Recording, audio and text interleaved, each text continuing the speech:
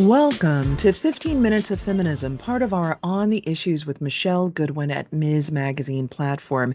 As you know, we're a show that reports, rebels, and we tell it just like it is. And on this show, we count the minutes in our own feminist terms. And as you know, we dive right in. This episode is the ringing of an alarm bell. In fact, it's a five-alarm fire that's taking shape across the United States. But today, we're pointing the finger directly at the state of Georgia.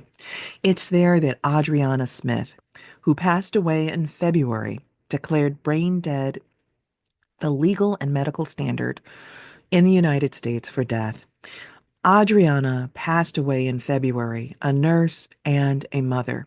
But because of Georgia's draconian and horrific anti-abortion law, the hospital that kept her tethered her to machines against her family's will because they say that the state's abortion ban justifies it. According to the hospital, she is now an incubator for the last 90 days, and it is expected if the body is kept in Georgia, if Adriana Smith's body is kept in Georgia for at least another 3 months, she will be an incubator. Now, this is not science fiction, though I wish that it were. This is not the science fiction town of Gilead made famous by Margaret Atwood in The Handmaid's Tale. This is not the early science fiction of Mary Shelley and Frankenstein. No, this is the American drama.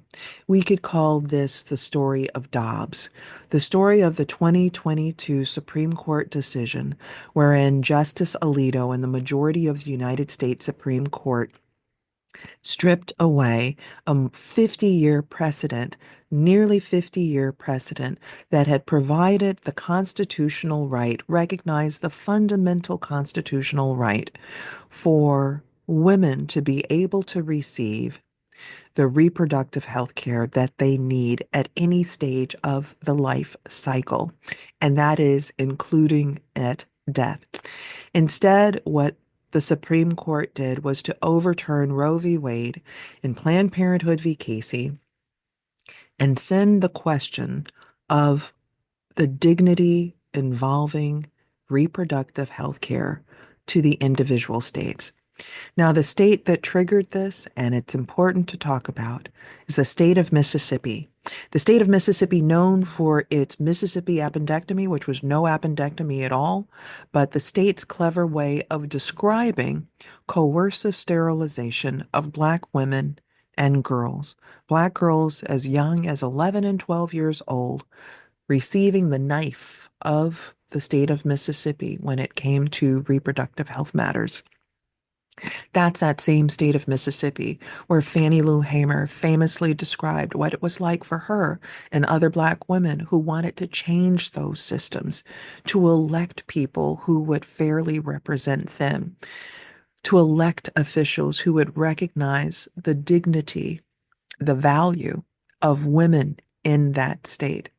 Instead, what the state of Mississippi required of women like Fannie Lou Hamer is that if they wanted to vote, they had to guess how many jelly beans in a jar, guess how many bubbles on a bar of soap, recite the state's constitution. And here I'm not talking about the 1910s, the 1920s, 1930s. I'm talking about right up until the time of the 1965 Voting Rights Act. This is what Fannie Lou Hamer famously told America and the world in 1964 at the Democratic National Convention. She told the story about how she and a group of Black women attempted to vote in the state of Mississippi, inspired by young civil rights activists who came down to Mississippi and who were so courageous, and sadly, who were murdered.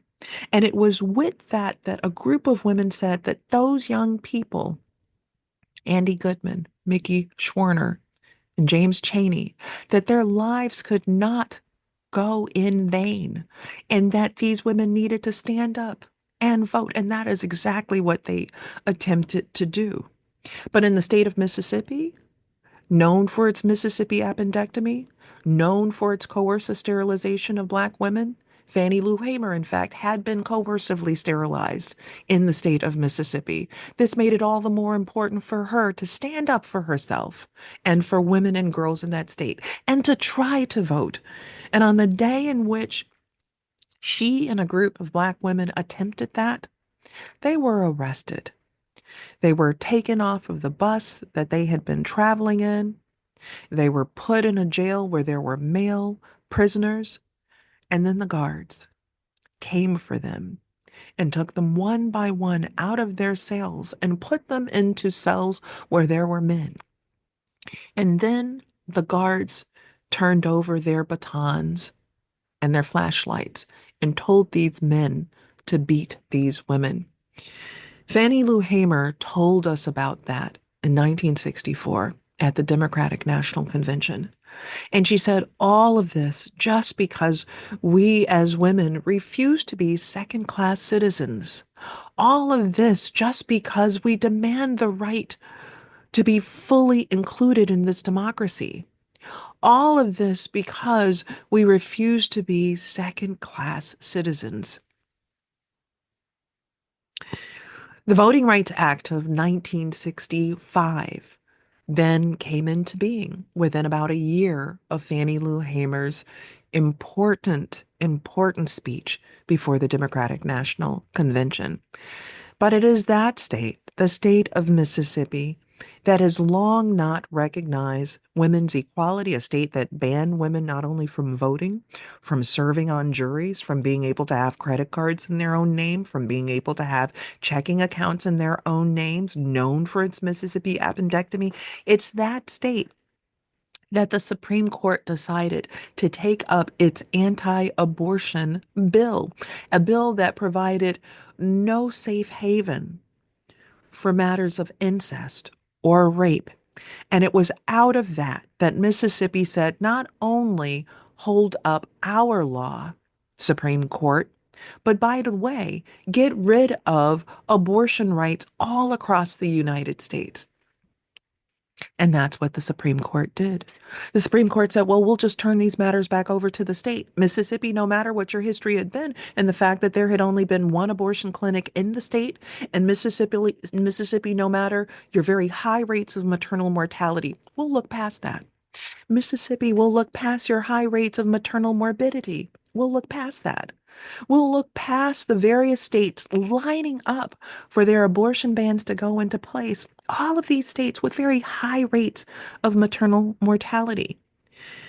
The Supreme Court failed to even recognize its own guidance from only a few years before in a case called Whole Women's Health v. Hellerstedt, where the Supreme Court acknowledged in 2016 that in the United States, a woman is 14 times more likely to die carrying a pregnancy to term than by having an abortion. And you heard me right. Let me repeat that for you.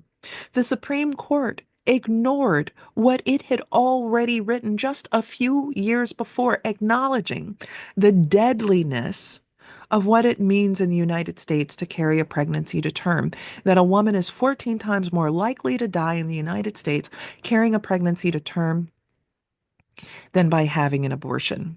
But the court also ignored something very important, and that comes alive in the case of Adriana Smith, which is that we can't ignore, as much as folks are trying to ignore America's history of poverty imposed on some communities, racism imposed on some communities.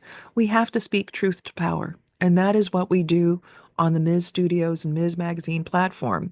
Black women are 3.5 times more likely to die carrying pregnancies to term in the United States than their white counterparts. And that's just the national figure. Once we actually dive down in specific counties and states, a Black woman might be 10 times more likely to die during pregnancy, 15 times more likely to die during pregnancy than her white counterpart. But let's be clear, this nation is no panacea for white women during pregnancy. We saw that with a group of white women in Texas, Kate Cox, Amanda Zurowski, and others, These anti abortion bans have been so draconian and so harsh that women have been bleeding out in parking lots in front of hospitals or sent back home after several times of trying to attend to and in need of medical care.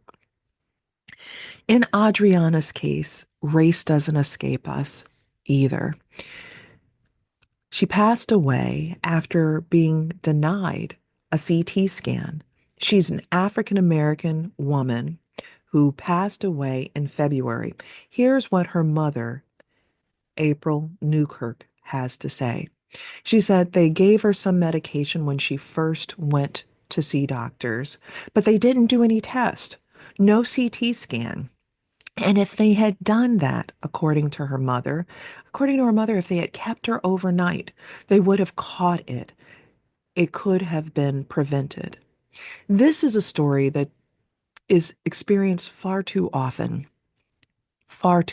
in the United States for Black women. And as I've said, it's no panacea for white women either. The United States leads all of the industrialized world in maternal mortality. We rank somewhere around 55th in the world. But for Black women, it's worse than every other group in the United States. Adriana Smith's mother has said that it's been like torture for her. She says, it's torture for me. She's not there, meaning that her daughter, and it's true, brain death in the United States is a standard that's been utilized for more than the last half century as a matter of determining death. It's the way in which we determine death for organ transplant policy and so much. And what her mother has revealed is something that is consistent with a case that was out of Texas involving Marlise Munoz, which is that the fetus that is developing in Adriana's dead body is hydrocephalic. And what that means is that it has water on the brain. Now, we don't know how much fluid is on the brain, but what we do know about hydrocephalic cases is that in many cases, death results immediately after birth, shortly after birth, or sometimes there is stillbirth. It means there may be dramatic fetal anomalies in the gestational process. In Marlise's case, a judge, after 62 days, allowed for Marlise's husband, Eric, and her family members, her parents, to receive her and prepare for dignity in her death and burial or cremation.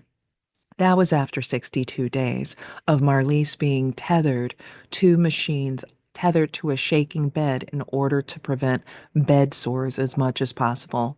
Marlise's father said that her body had gone from being supple to being hard like a mannequin.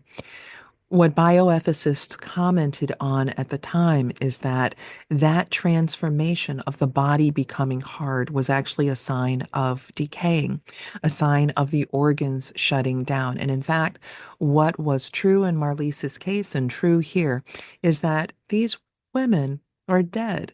The ventilation taking place, the intubations, the pumping of fluids into the body, and then the straining of waste away is to keep the organs functioning.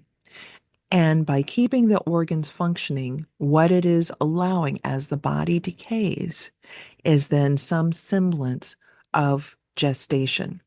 In the state of Georgia, what hospital officials are expecting is to keep Adriana's body tethered two machines for another 90 days or so, another 3 months. Now, in the space of that, that raises significant legal and constitutional questions. It's well understood in American law that there is no such thing where an individual or even a state can claim ownership of somebody's body for another person's purpose. This has already been litigated in the United States. In a famous case called Shimp v. McFall, there was a cousin who was dying and needed a bone marrow transplant, and he had a cousin who could perhaps provide that.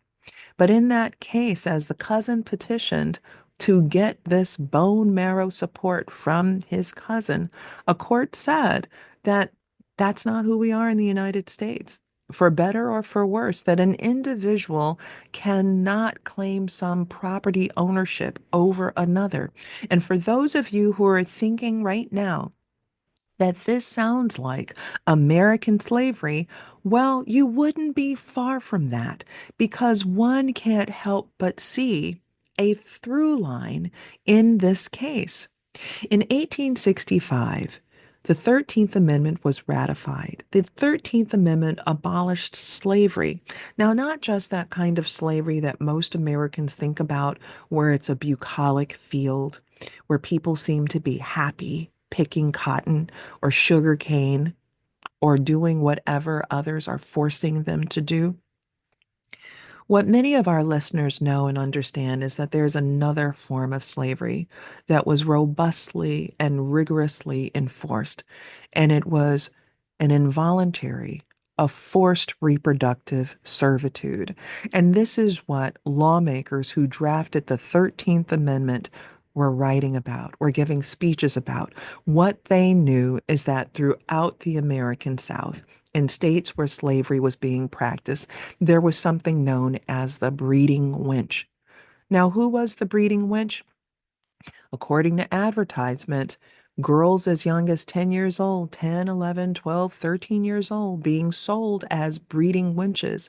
There are advertisements that people were placing in newspapers, a gang of breeding wenches for sale. What lawmakers who ratified the 13th Amendment knew is that it was not going to be enough to simply ban slavery in the amendment, that they needed to ban involuntary servitude as well, because this was the kind of invisible involuntary servitude that was taking place. And in fact, let me just even check myself because it's invisible to us today, but it was very much seen at the time. Thomas Jefferson famously wrote to John Wale Epps, and you can find this on the Monticello website, where Thomas Jefferson wrote that on his plantation, he preferred to stock it with women and girls, because according to him, they turn a profit every year or two and turned out to be far more profitable than men. So we have to ask ourselves, in light of the 13th Amendment, which exists, which is the first amendment that is part of our reconstructed Constitution, it is the first of the Reconstruction amendments, then we have to ask ourselves, in what universe does a hospital in Georgia or state lawmakers in Georgia believe that they can take ownership of Adriana Smith's body and that they can force upon that body an involuntary reproductive servitude that serves as a desecration of her body, that serves as a point that is contrary to health and science? And so let me just spend a moment on the following. In 1947, lawmakers from the United States, the Justice Jackson from the Supreme Court, took a leave in order to prosecute Nazi doctors for the horrific crimes that were carried out in Nazi Germany. Now, it's worth noting that the chief defense of those doctors, what they started out with is, how dare you come from the United States to point a finger at us when we were carrying out some practices that you allowed in the United States, including your eugenics practices. Now, that aside, and we'll come back for another episode on that, but coming out of those Nuremberg trials was a code of ethics, a code of bioethics, a code of bioethics that first starts with the principle of autonomy, and secondly, with informed consent, that medical providers should not be involved in anything where the individuals involved have not given informed consent. And in this case, because Adriana is brain dead and dead, it would be her mother And her mother has not given consent to this. The second thing is that there must be a respect for autonomy. There's been absolutely no respect for the autonomy of the now deceased Adriana Smith or her mother.